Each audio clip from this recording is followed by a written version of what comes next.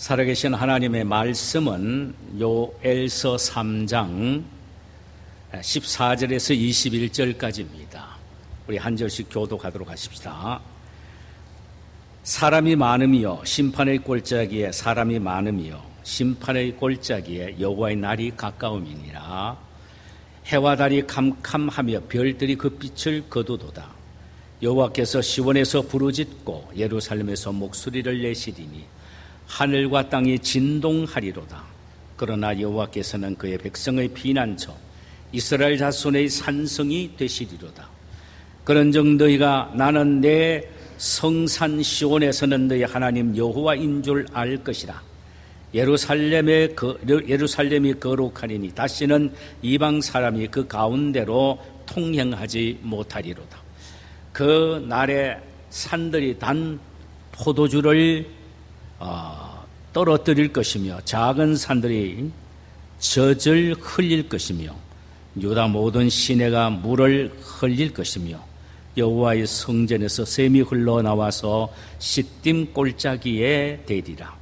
그러나 애굽은 황무지가 되겠고 에돔은 황무한 들이 되리니 이는 그들이 유다 자손에게 포악을 행하여 무지한 피를 그 땅에서 흘렸음이니라. 유다는 영원히 있겠고 예루살렘은 대대로 있으리라.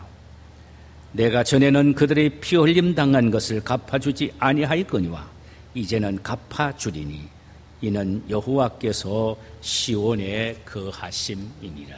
아멘.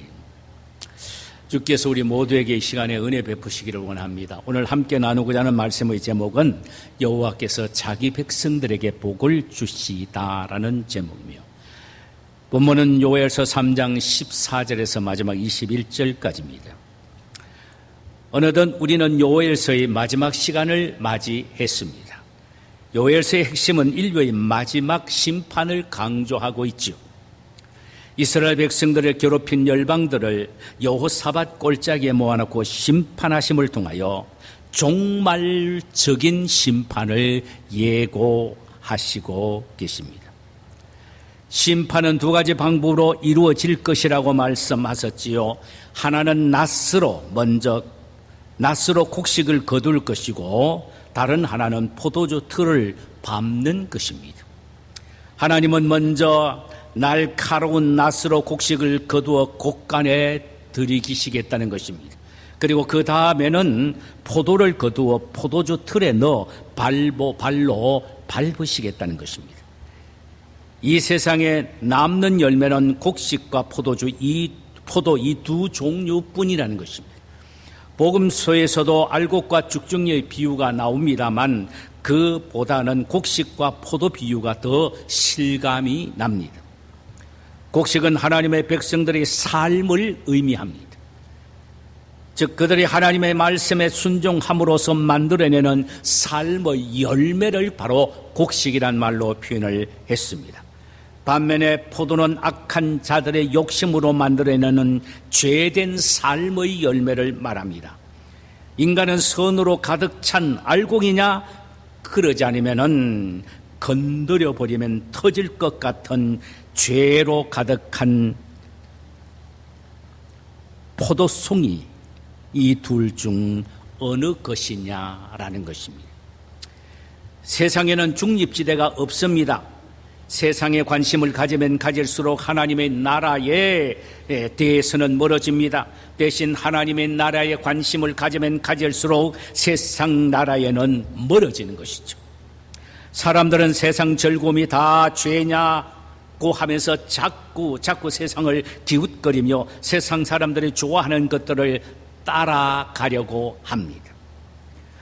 세상의 즐거움이 다 죄는 아니라고 할지라도 그러나 세상의 즐거움을 따라가다 보면은 나도 모르게 세상의 즐거움에 심취되고 세상적 즐거움이 내 마음속에 스며들어옴으로 말미암아 내 삶은 포도송이처럼 탱탱하게 부풀어 올라서 결국은 터져버리고 밟힐 뿐인 그런 존재가 된다는 것입니다.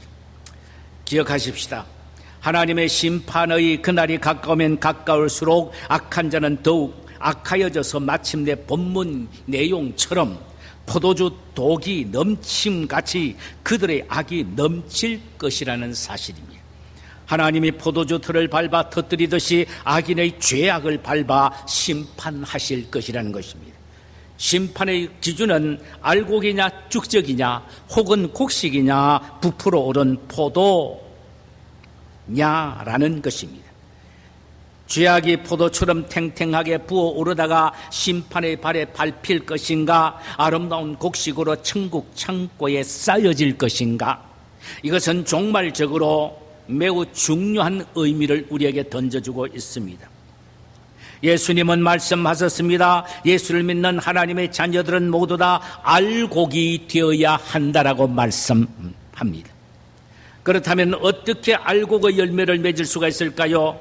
우리가 알곡의 열매를 맺을 수 있는 방법은 딱 한 가지입니다. 그것은 하나님의 말씀을 하나라도 붙잡고 실천하는 것입니다.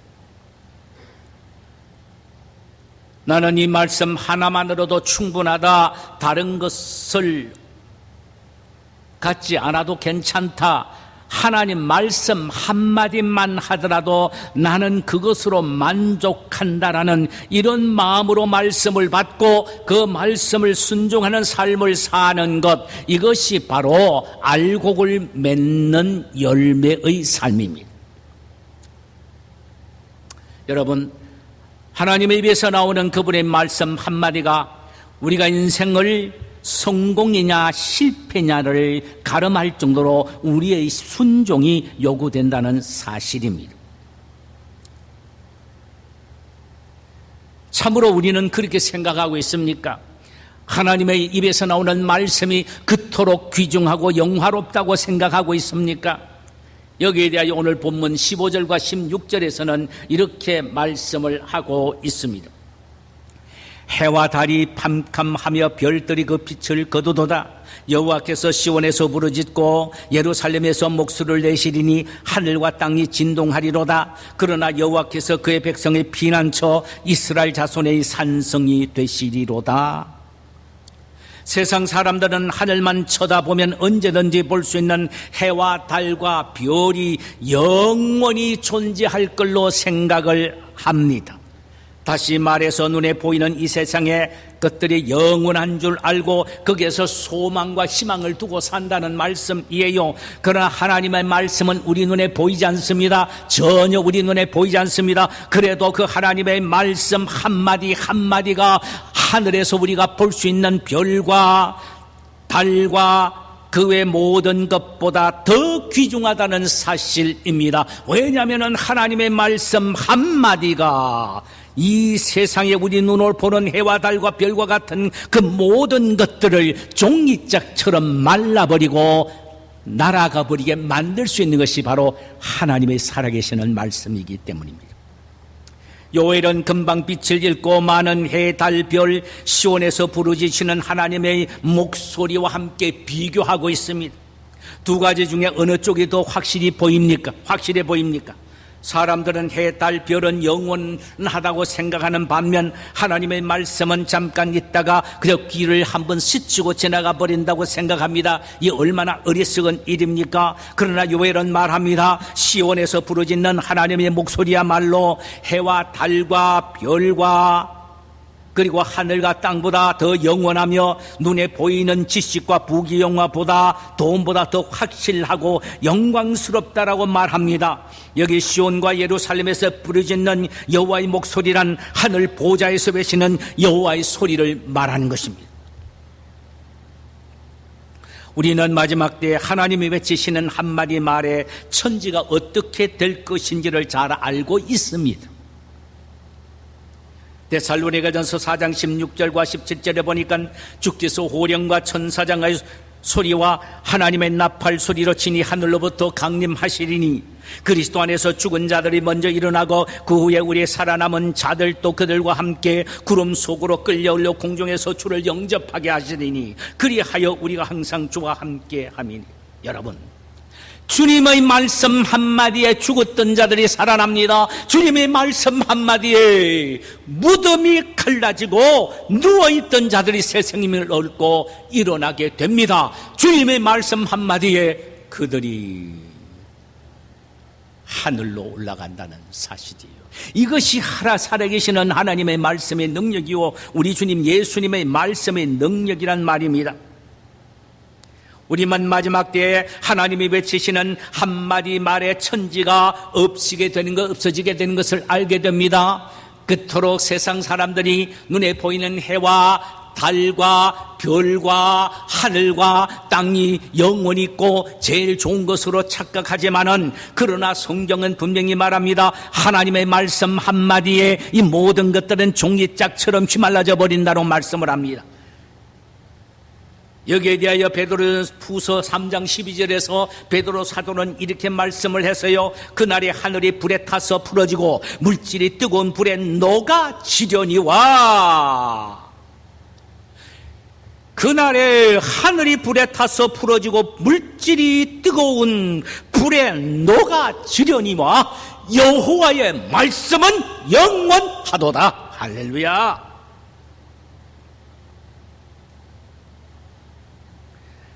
인간이 그토록 의지하고 소망을 두고 있던 해와 달과 별과 세상의 모든 것들이 하나님의 말씀 한마디에 불에 타서 녹아 없어지게 된다라는 말입니다. 하나님의 말씀만이 영원하다라는 말입니다. 그러므로 우리는 이 하나님의 말씀 한마디라도 붙잡고 순종해야 될 이유가 바로 여기에 있습니다. 이 말씀이 영원하기 때문입니다. 우리가 이 영광스러운 하나님의 말씀을 붙잡고 순종하게 될 때에 우리는 알곡으로 영광스러운 주님 앞에 담대하게 설 수 있게 될 것입니다. 이제 하나님의 말씀에 순종해야 될 공동체인 교회에게 주시는 주님의 마지막 축복을 말씀하십니다.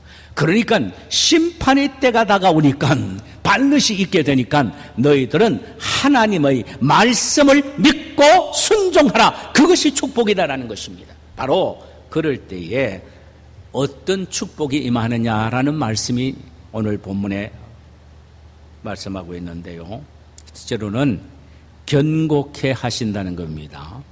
지금 우리가 살고 있는 이 세상은 너무나도 악하고 또 험난합니다. 수많은 어려운 환경이나 사건들은 우리로 하여금 하나님의 말씀에 순종하지 못하게 만듭니다. 그래도 우리는 결코 순종을 포기해서는 안 되지요. 말씀 한마디 순종하다가 죽겠다는 마음을 갖고 계속 순종을 인내로서 실천해야 합니다. 하나님은 악의 세력에 우리를 넘어뜨리지 못하도록 반드시 순종하는 우리를 지켜주시고 보호해 주십니다. 악한 자가 결코 우리를 해치지 못하게 하십니다. 우리가 하나님 말씀을 순종할 때 이런 복을 주신다 이 말입니다. 마지막 심판 때 이스라엘을 대적했던 이방 군대를 몽땅 여와 사밧 골짜기에 모아 심판을 하셨듯 하나님은 악인들을 일시에 심판하시겠다는 것입니다. 그러나 당신의 말씀에 순종한 공동체인 교회는 그 어떤 세력도 해치지 못하도록 철저히 견고케 해주시겠다는 것입니다. 피난처가 되시고 산성이 되시고 요새가 되시고 피할 바위가 되시는 하나님께서 당신의 말씀 하나하나 지키기 위하여 목숨을 걸고 있는 교회에게 하나님께서는 보호해 주시고 지켜주시고 붙잡아 주실 뿐만 아니라 마지막에는 면류관을 주신다는 말씀입니다. 최후 심판대에 하나님 앞에 담대히 설 수 있도록 우리 주님께서는 견고케 하신다라는 것입니다. 강건하게 붙잡아 주신다는 것입니다. 어떤 우리를요? 말씀에 순종하는 우리에게 이런 견고케 하시는 축복을 주신다는 겁니다. 두 번째로 풍성한 성령의 역사를 약속하십니다. 풍성한 성령의 역사 18절에 그날에 산들이 단 포도주를 떨어뜨릴 것이며 작은 산들이 젖을 흘릴 것이며 유다 모든 시내가 물을 흘릴 것이며 여호와의 성전에서 샘이 흘러나와서 시딤 골짜기에 대리라. 이것은 교회를 통하여 흘러넘치게 될 풍성한 성령의 역사를 말하고 있습니다. 여기서 말하는 포도주는 좋은 포도주를 의미합니다. 산에서 포도주가 흘러내리고 저지 모든 시내에 흘러내릴 것이라는 의미를 그렇게 말씀하십니다. 여러분, 성령이 역사하시면요, 교회의 옆구리가 터져서 포도주와 젖이 폭포수처럼 흘러내립니다. 그리고 그 포도주와 젖은 시딤 골짜기를 통과하여 죽은 사해를 살려낸단 말입니다. 기가 막힌 은유법입니다. 이는 교회에서 하나님의 말씀이 선포되고 성도들이 믿음으로 그 말씀을 아멘으로 받아들일 때에 성령의 충만함을 교회가 받게 되고, 교회가 받은 이 성령의 충만함이 마치 물이 흘러 세상으로 흘러나가듯 죽은 세상 사람들이 교회를 통하여 흘러나가는 생명의 생수의 강이 세상을 살리게 된다는 것입니다. 이것이 바로 말세 교회에 주신 하나님의 축복이라는 말씀입니다. 지금 인간에게요, 아니 이 세상의 희망은 교회밖에 없습니다. 교회만이 영원한 이 병들고 죽은 세상에 대한 희망입니다. 다시 살릴 수가 있습니다. 교회를 통하여 주어지는 복음의 말씀이 성령의 생수를 통하여 이 세상에 흘러 넘치게 될 때 사회와 같은 이 세상은 복음을 받아들일 때 다시 살아나게 되는 것입니다. 오직 교회만이 희망이고 소망입니다. 교회가 전도하는 복음만이 성령을 통하여 생수의 강으로 흘러내리기 때문입니다. 사랑하는 성도 여러분, 이 세상은 썩어 있습니다. 그렇다고 세상을 욕하거나 정죄하지는 말아야 합니다. 이 세상을 살리기 위하여 하나님의 교회가 세워졌습니다. 그리고 말씀을 주셔서 이 말씀을 아멘으로 받아들일 때에 성령을 풍성하게 부어주셔서 그 성령으로 세상을 치유하고 세상을 새롭게 변화시키기 때문입니다. 세상이 있다는 것은 교회가 할 일이 있다는 말입니다. 성령으로 세상을 변화시킬 수 있는 기회를 하나님이 교회에게 주셨다라는 말입니다. 그러므로 우리는 세상에 대한 승리의 확신과 담대함을 갖고 우리 속에 있는 성령을 흘러 내보내는 교량 역할을 해야 합니다. 이것이 말세 교회에 주어주신 하나님의 축복입니다. 할렐루야.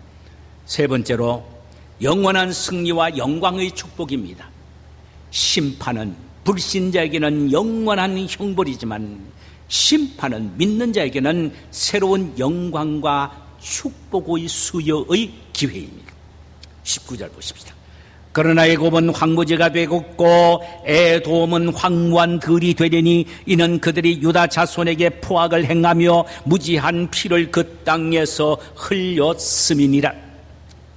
애굽과 에돔은 유다 백성들에게 많은 포악을 행했고 무지한 피를 많이 흘렸기에 하나님은 유다를 괴롭힌 그들을 황무지가 되게 하고 황무한 들이 되게 하시겠다는 것입니다. 21절. 내가 전에는 그들의 피 흘림 당한 것을 갚아주지 아니하였거니와 이제는 갚아주리니 이는 여호와께서 시온에 거하심이니라. 철저히 그들에게 보복하시겠다는 것입니다. 20절.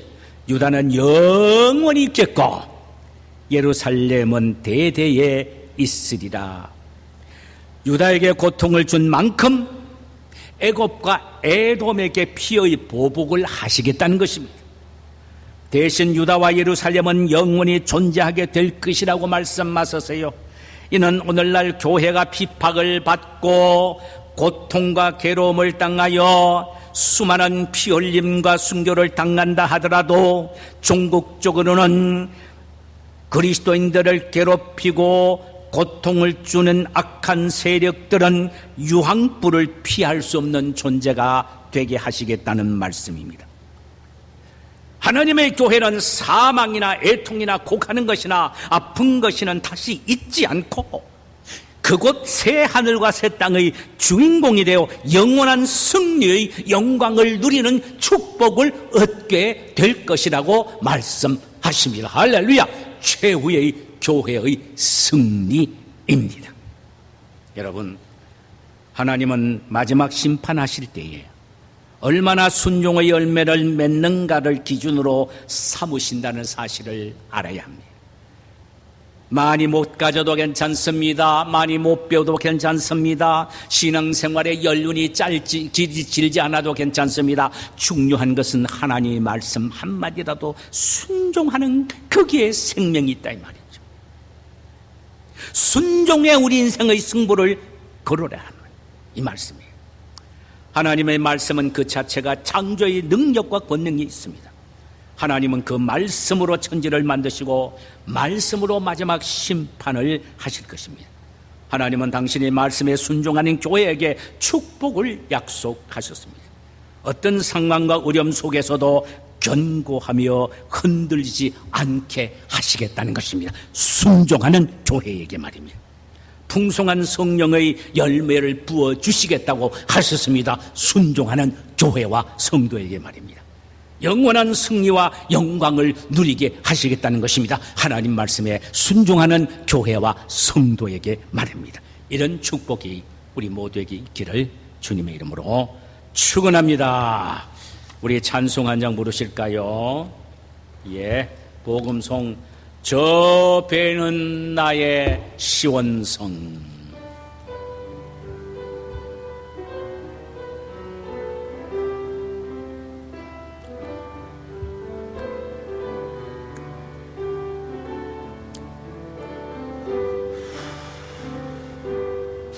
저 멀리 배는 나의 시원성. 거룩한 곳 아버지지. 내 사모하는 집에 가고자 한 밤을 세웠네. 저 망망한 바다 위에 잇몸이 상할지라도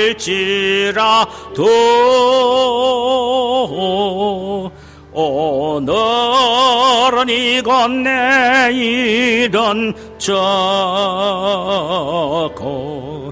주복음 전하리. 아득한 나의 갈 길 다가고 저 동산에서 편히 쉴 때 내 고생하는 모든 일들을 주께서 하시리. 빈들이나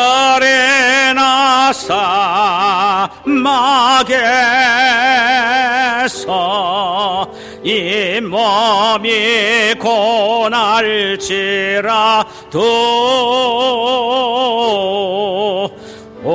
내 주 예수 날 사랑하사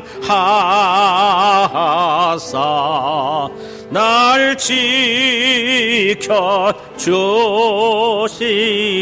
빈들이나 사막에서 빈들이나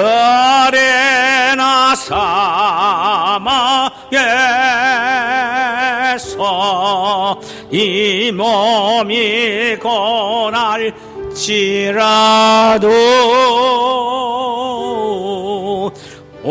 내 주 예수 날 사랑하사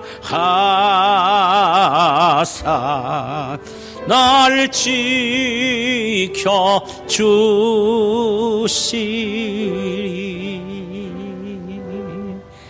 제가 한번 기도드리고요, 우리 모두 통성으로 기도하시고 가시기를 바랍니다. 주님, 말씀을 듣는 것도 중요하지만 듣고 끝나버리는 건 아무 의미가 없습니다. 말씀을 듣고 받고 받은 말씀을 순종할 때 복을 받습니다. 오늘 이 본문을 통하여 우리에게 마지막 요엘세의 심판에 대한 선언을 하면서 어떻게 하나님 앞에 축복된 모습으로 설 수 있을까? 하나님의 말씀에 그저 순종하는 자라고 오늘 함께 나눴습니다. 한 말씀이라도 그저 우리가 순종하는 저희들 되게 하옵시고 순종의 열매를 맺게 하옵시고 순종의 우리 인생의 승부를 걸게 하옵소서. 그리하면은 우리 주님은 우리를 어떤 경우에도 견고케 하여 흔들리지 않게 하시고 성령의 풍성한 은혜를 주시며 영원한 승리와 영광을 주시는 주님이신 줄 믿습니다. 이런 축복이 우리 모두에게 있어지게 하옵소서. 예수 그리스도의 이름으로 기도하옵나이다.